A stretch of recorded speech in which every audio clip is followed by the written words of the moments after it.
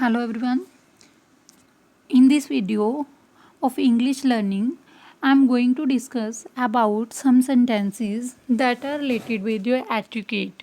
So here is what why do you bother कि आप ऐसा सहन क्यों करते हो। तो इसको हम क्या बोलेंगे, आप इतनी तकलीफ़ क्यों करते हो। मतलब कोई हमारे लिए बहुत कुछ कर जाता है तो हम उसको क्यों बोलते हैं आप हमारे लिए इतनी तकलीफ़ क्यों करते हो, तो उसको क्यों बोलेंगे why do you bother. Don't be formal, तकल्लुफ़ ना करें। हम कहते हैं ना किसी को फॉर्मल तरीके से मत बात कीजिए। फॉर्मल क्या होता है, ऑफिशियल लैंग्वेज जैसे हम यूज़ करना स्टार्ट कर देते हैं। Would you have a cup of coffee, जब हमने पूछना है कि आप चाय लेंगे कॉफ़ी लेंगे तो हम क्या कहते हैं, would you like to have a cup of tea या would you like to have a cup of coffee.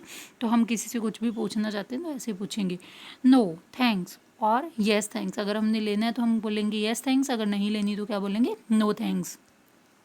अगला देखिए, would you please move a bit. अगर हमें मान लो कोई हमारे पास स्पेस कम है बैठने के लिए, हम किसी को बोलना चाहते हैं कि आप ज़रा सा उधर को हो जाइए, तो हम उसको क्या बोलेंगे, would you please move a bit. अगर हम कहते हैं कि हाँ हमने होना है तो हम क्या कहेंगे येस ऑफ कोर्स। तो आगे क्या कहेंगे, प्लीज़ डोंट माइंड। हम किसी को कहते हैं बुरा मत मानिए, बुरा ना मानिए, तो हम क्या कहेंगे please don't mind. May I borrow your pen, क्या हमने किसी से अपना पेन लेना है तो मतलब उसका पेन मांगना है तो हम क्या कहते हैं, क्या मैं आपका पेन ले सकता हूँ, may I borrow your pen. Yes by all means, हाँ हर लिहाज से, मतलब आप ले सकते हो। मेक योर सेल्फ कम्फर्टेबल, आराम से बैठिए। जैसे हमारे घर पे कोई आया है वो आराम से नहीं बैठ रहा, वो मतलब थोड़ा शाई कर रहा है, तो हम उसको क्या बोलते हैं, मेक योर सेल्फ कम्फर्टेबल, अपने आप को आराम से बैठाइए बैठिए। Thanks for good piece of advice, valuable advice, या फिर thanks for good piece of advice या thank you for valuable advice. तो हम इनवैल्यूएबल एडवाइस, तो नेक सलाह देने के लिए धन्यवाद। जब हम किसी को कहते हैं ना कोई हमें बहुत अच्छी सलाह देता है, हम उसका धन्यवाद करना चाहते हैं, तो हम उसके लिए वर्ड्स यूज़ करते हैं thanks for good piece of advice या थैंक्स फॉर इनवैल्यूएबल एडवाइस, जिसकी कोई वैल्यू नहीं है, कोई कीमत नहीं है। सॉरी फॉर इनकन्वीनियंस या फिर सॉरी फॉर ट्रबलिंग यू। अगर हम किसी को कहते हैं ना असुविधा के लिए खेद है कि आपको हमारी वजह से जो असुविधा हुई, तो हम उसके लिए वर्ड यूज़ करते हैं सॉरी फॉर इनकन्वीनियंस या फिर sorry for troubling you. I will highly obliged for this time help. हम कहते हैं इस समय पर की गई मदद के लिए मैं आपका एहसानमंद रहूँगा, जब हमारी कोई ज़रूरत के टाइम में मदद कर देता है। Why did you trouble yourself, अपने आप को खुद को क्यों कष्ट दिया। जब कोई हमारे लिए कोई काम कर देता है तो हम उसको बोलते हैं कि आपने हमारे लिए क्यों कष्ट किया, तो why did you trouble yourself. I am at the disposal या सर्विस, मैं आपकी सेवा में हाजिर हूँ। जब कोई कहता है ना आप मेरे लिए काम कर दोगे, तो हम क्या बोलते हैं कि मैं आपकी सेवा में हाजिर हूँ, तो उसके लिए हम क्या वर्ड यूज़ कर सकते हैं, आई am at your service, I am disposal your service. Would you please do me a favour, क्या आप मुझ पर एक एहसान करेंगे। अगर हमने किसी से पूछना है कि मुझ पर कोई एहसान करोगे, मेरा एक काम कर दोगे, तो हम क्या बोलते हैं, would you please do me a favour.